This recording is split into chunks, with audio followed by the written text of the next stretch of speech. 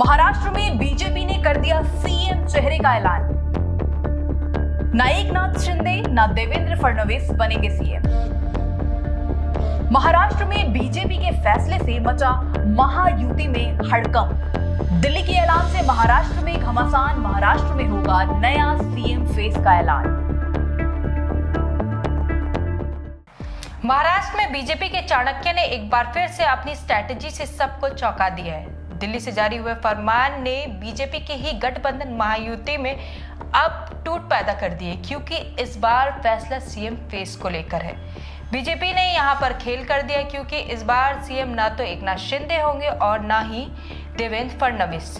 और तो और फडणवीस ने तो बीजेपी का ये फैसला मान भी लिया है। तो वीडियो को बिल्कुल भी स्किप मत कीजिए और आखिर तक देखिए। साथ में चैनल को सब्सक्राइब कर लीजिए ताकि एक भी वीडियो आपसे मिस ना हो। नमस्कार, मेरा नाम प्रिया है और आप देख रहे हैं newsviews.in।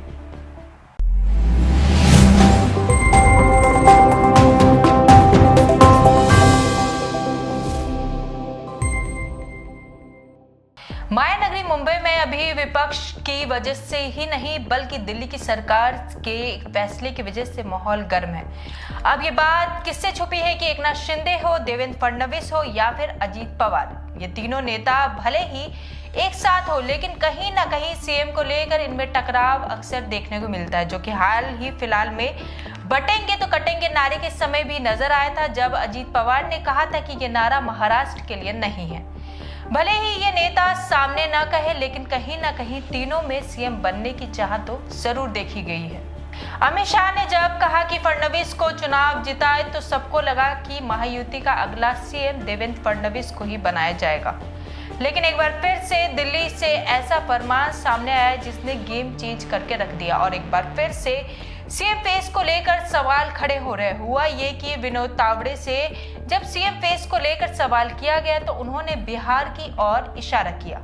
यहाँ जदयू को भाजपा से कम सीटें मिलने पर यहाँ नीतीश कुमार को सीएम बनाया गया। ये बात बता दें उन्होंने कहा था जब उनसे मीडिया ने ये सवाल पूछा था। बता दें भाजपा के राष्ट्रीय महासचिव विनोद तावड़े ने कहा कि अगर सत्तारूढ़ महायुति आगामी विधानसभा चुनाव में फिर से सत्ता में आती है तो बीजेपी महाराष्ट्र के नए मुख्यमंत्री पर फैसला करते समय राजनीतिक स्थिति और दीर्घकालिक पार्टी लाभ पर विचार करेगी। उन्होंने भाजपा के तर्क के लिए बिहार का उदाहरण दिया। उन्होंने पार्टी की संभावित पसंद के बारे में संकेत देते हुए कहा, हमने मध्य प्रदेश और राजस्थान में भी मुख्यमंत्री पद का कोई चेहरा नहीं दिया था।